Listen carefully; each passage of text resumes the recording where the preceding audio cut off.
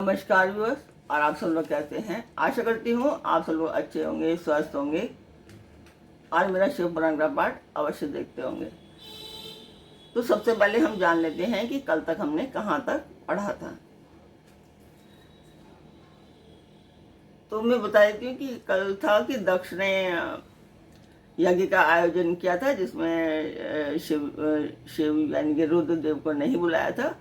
और जब रुद्रदेव को नहीं देखा तो दधीचि जी ने कहा था कि आपने शिव को नहीं बुलाया है तो इससे आपका यज्ञ पूरा नहीं हो पाएगा। इस तरह से सभी लोग उठ करके चले गए थे, पर कुछ ब्राह्मण और कुछ देवता वहाँ रह गए। तो उनसे उन्होंने क्या कहा, इसके हम उससे उन्होंने कहा, दक्ष ने कहा कि आप मेरा यज्ञ को सफल बनाएं। तो उसके आगे क्या बात होती है वो हम आज सुनेंगे। तो जो नए दर्शक हैं वो जानना चाहेंगे मैं पाठ क्यों कर रही हूँ। तो ये पाठ एक शुभ कार्य है, मंदिर के लिए है, और इसमें मैं आप सब लोगों का सहयोग चाहती हूँ कि आप सब लोग सब्सक्राइब करें, लाइक करें और शेयर करें। और जो एक बार से फिर से मैं अपने सब्सक्राइबर का थैंक्स करना चाहती हूँ, और कि जो मेरे सब्सक्राइबर हैं उनको थैंक्स, और जो नहीं है जो देख रहे हैं दर्शक वो सब्सक्राइब करें और ज़्यादा से ज़्यादा सब्सक्राइब करें और अपने परिवार और मित्रगणों से भी सब्सक्राइब करवाएं। तो जिस मंदिर का मैं वर्णन कर रही हूँ उस मंदिर की मैं वीडियो डालती हूँ, आप लोग देखें और आप मुझे कमेंट बॉक्स में अवश्य बताया कीजिए कि आपको मेरा पाठ कैसा लगता है।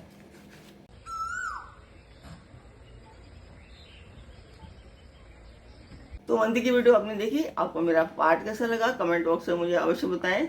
आपने सब्सक्राइब अभी किया या नहीं तो सब्सक्राइब कर लीजिए पहले। तो अब हम चलते हैं आज के पाठ पर। स्वागत करती हूँ मैं आप सभी का अपने इस कार्यक्रम शिव पुराण में। तो शिव पुराण में आज के पाठ में है कि दक्ष यज्ञ का समाचार पा सती का शिव से वहां चलने के लिए अनुरोध।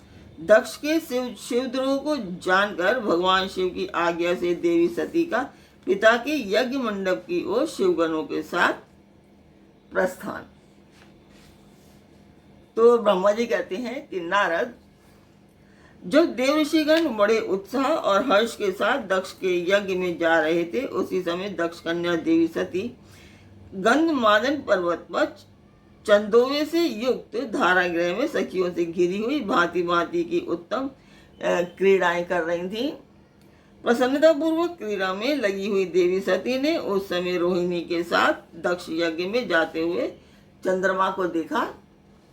देखकर वे अपनी हितकारिणी प्राण प्यारी श्रेष्ठ सखी विजया से बोली, मेरी सखियों में श्रेष्ठ प्राण प्रिय विजय, जल्दी जाकर पूछ तो आ कि ये चंद्रदेव रोहिणी के साथ कहाँ जा रहे हैं।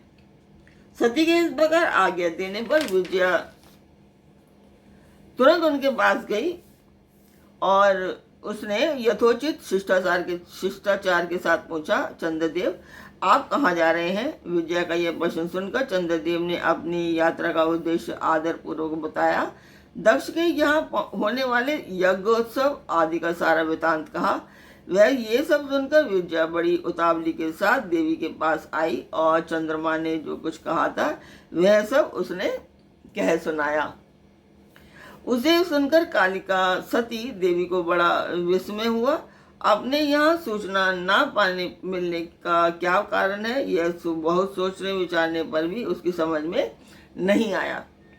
तब उन्होंने पार्षदों से घिरे अपने स्वामी भगवान शिव के पास आकर भगवान शंकर से पूछा। सती बोली, प्रभु मैंने सुना है कि मेरे पिता के यहाँ कोई बहुत बड़ा यज्ञ हो रहा है, उसमें बहुत बड़ा उत्सव होगा, उसमें सब देव ऋषि एकत्रित हो रहे हैं। देव देवेश्वर पिताजी के उस महान यज्ञ में चलने की रुचि आपको क्यों नहीं हो रही है? इस विषय में जो बात हो वह सब बताइए। महादेव, सुहृदों का यह धर्म है कि वे सुहृदों के साथ मिले जुले, यह मिलन उनके महान प्रेम को बढ़ाने वाला होता है। अतः प्रभु मेरे स्वामी, आप मेरी प्रार्थना मानकर सर्वथा प्रयत्न करके मेरे साथ पिता की यज्ञशाला में आज ही चलिए। सती की यह बात सुनकर भगवान महेश्वर देव, जिनका हृदय यक्ष के दक्ष के बागवानों से घायल हो चुका था। मधुर वाणी में बोले, देवी तुम्हारे पिता दक्ष मेरे विशेष द्रोही हो गए हैं।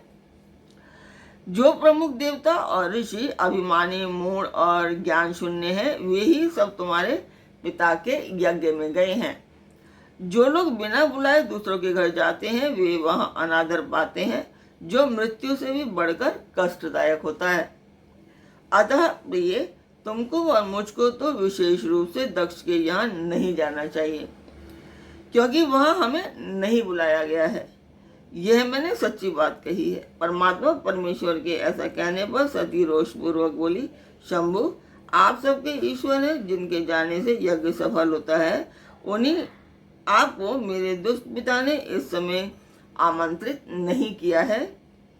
प्रभु, उस दुरात्मा का अभिप्राय क्या है, वह सब मैं जानना चाहती हूँ। साथ ही वहाँ आए हुए संपूर्ण दुरात्मा देवऋषियों के मनोभाव का भी मैं पता लगाना चाहती हूँ। अतः प्रभु, मैं आज ही पिता के यज्ञ में जाती हूँ। नाथ महेश्वर, आप मुझे वहाँ जाने की आज्ञा दे दीजिए। देवी सती के ऐसा कहने पर सर्वज्ञ, सर्वद्रष्टा, सृष्टिकर्ता एवं कल्याण स्वरूप साक्षात भगवान रुद्र उनसे इस प्रकार बोले। शिव ने कहा, उत्तम व्रत का पालन करने वाली देवी, यदि इस प्रकार तुम्हारी रुचि वहाँ अवश्य जाने के लिए हो गई है, तो मेरी आज्ञा से तुम शीघ्र अपने पिता के यज्ञ में जाओ। यह नंदी वृषभ सुसज्जित है।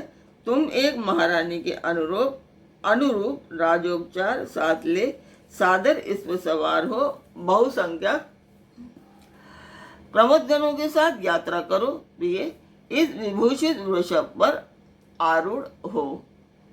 रुद्र के इस प्रकार आदेश देने पर सुंदर आभूषणों से अलंकृत सती देवी सब साधनों से युक्त हो पिता के घर की ओर चली। परमात्मा शिव ने उन्हें सुंदर वस्त्र, आभूषण तथा परम उज्ज्वल छत्र, चामर आदि महाराजोचित उपचार दिए। भगवान शिव की आज्ञा से 60,000 रुद्रगण बड़ी प्रसन्नता और महान उत्साह के साथ कौतूहल पूर्वक सती के साथ गए। उस समय वहां यज्ञ के लिए यात्रा करते समय सब ओर महान उत्सव होने लगा। महादेव जी के गणों ने शिवप्रिया सती के लिए वहां बड़ा उत्सव करवाया। वे सभी गण कौतूहल पूर्वक कार्य करने तथा सती और शिव के यश को गाने लगे। शिव के प्रिय और महान वीर प्रमदगण प्रसन्नता पूर्वक उछलते कूदते चल रहे थे। जगदम्बा के यात्रा काल में सब प्रकार से बड़ी भारी शोभा हो रही थी। उस समय जो सुखद जय जयकार आदि का शब्द प्रकट हुआ, उससे तीनों लोग गूंज उठे। तो आज का पाठ यहीं पर पूर्ण करती हूँ। कल फिर मिलेंगे एक नए पाठ में, एक नई उमंग, एक नई तरंग के साथ। आज्ञा दीजिए। ओम नमः शिवाय।